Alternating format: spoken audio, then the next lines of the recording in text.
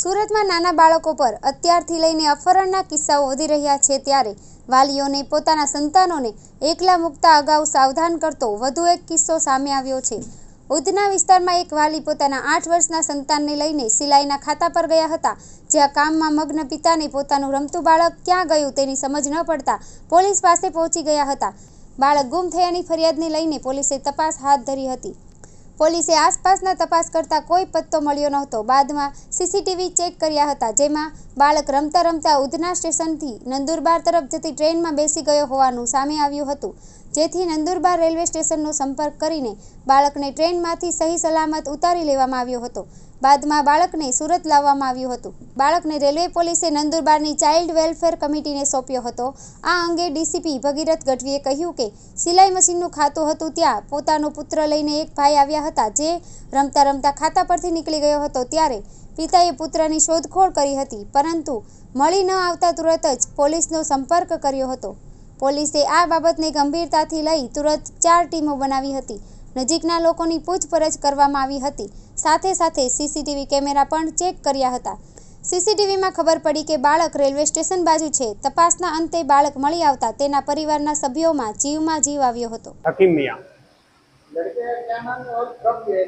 इरफान ये निकला परसों दोपहर को 12:23। कैसे निकला था? बस काम कर रहे थे, काम करते करते जो है निकल गया, कुछ लेना था इसको। निकलते निकलते जो है सर चला गया उधर उधना स्टेशन के साइड में।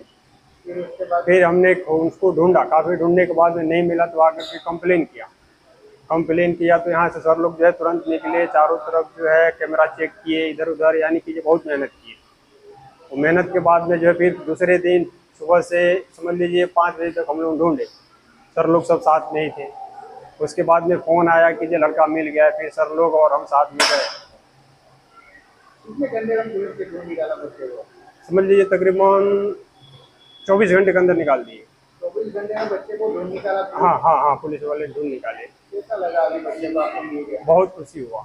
क्या बोल रहे पुलिस 24 घंटे मैं में बहुत आपको बच्चे को ढूंढ मतलब मैं पुलिस वाले को सलाम करता हूँ, क्योंकि ऐसे पुलिस वाले अगर पूरे देश में अगर काम करना चालू कर दे तो किसी को कोई दिक्कत ही नहीं होती। एक बार बोलने से लोग दौड़ करके गए, हमसे ज़्यादा फिक्र इन लोगों को। ઉધના પોલીસ સ્ટેશન વિસ્તારમાં એક ભાઈ ત્યાં સિલાઈના ખાતામાં કામ કરે છે. એ તેઓ લિંબાયત રહે છે. તેમણે પોતાના બાળકને 8 તારીખે ત્યાં લઈને આવ્યા હતા અને 10 વાગે તેઓ ત્યાં ખાતામાં લઈને આવ્યા હતા અને કામકાજ પોતાનું ચાલુ કર્યું હતું. આ દરમિયાન 12:30ની આસપાસ એમનો જે સન છે એ ત્યાંથી રમતા રમતા નીકળી ગયો હતો અને બાદમાં તેમને મળી નહોતો આવતો, જે બાબતને લઈને તેઓ તરત જ પોલીસ સ્ટેશન આવ્યા હતા.